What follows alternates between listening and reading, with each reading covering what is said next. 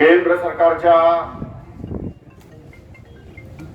शेतकरी कायद्याच्या विरोधामध्ये पंजाब, हरियाणा आणि देशाच्या कानाकोपऱ्यामधून गेली 8 ते 10 दिवस मोठ्या संख्येने शेतकरी दिल्लीच्या आसपास आंदोलन करत आहेत.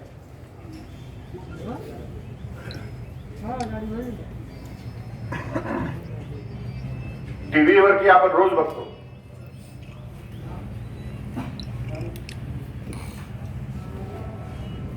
अतिशय मोठ्या सदन शेतकरी महिला, सदन शेतकरी पुरुष एवढ्या थंडी गारठ्यामध्ये स्वतःच्या हाताने स्वयंपाक करून स्वतःच्या कुटुंबावर या ठिकाणी सर्व सोडचिठ्ठी देऊन लोक रस्त्यावर बसले. केंद्र सरकारने पाठवलेलं अन्नधान्य त्यांनी स्वीकारलं नाही.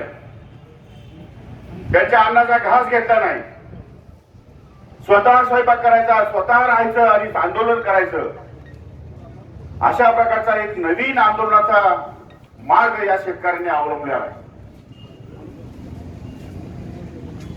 संपूर्ण देशामध्ये चळवळ सुरू झालेली आहे आणि अशा प्रकारे ही चळवळ सुरू होत असताना माझ्यासारखा संघर्षमय माणूस माझ्या तालुक्यातल्या तमाम शेतकऱ्याच्या वतीनं त्यांना पाठिंबा दिल्याशिवाय राहणार नाही.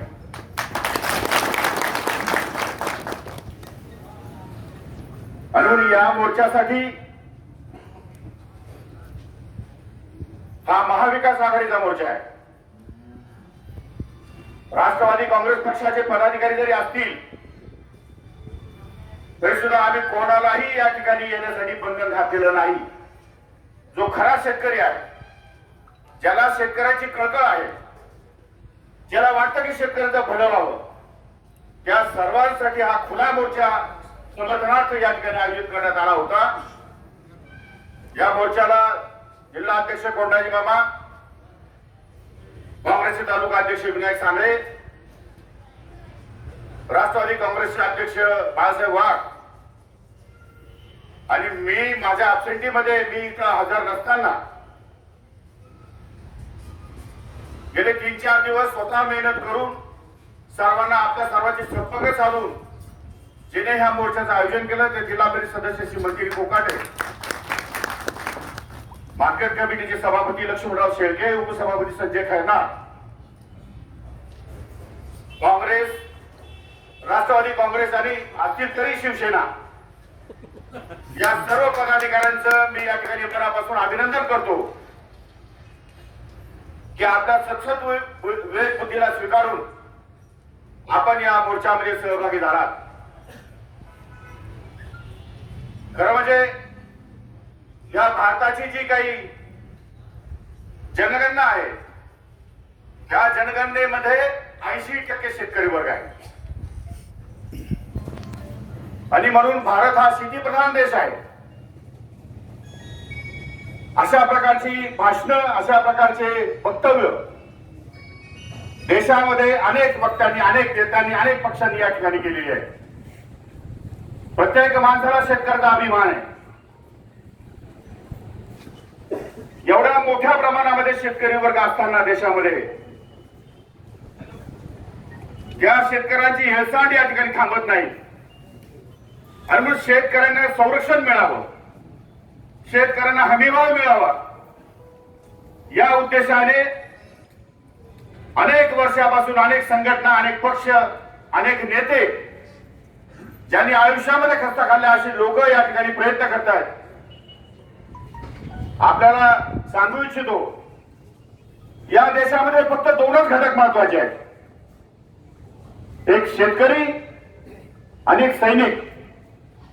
या 2 घटकामुळे आपला देश सुरळीत आहे, सुरक्षित आहे आणि आज आपण प्रगतीच्या दिशेची भाषा या ठिकाणी करतो. खरं म्हणजे हेच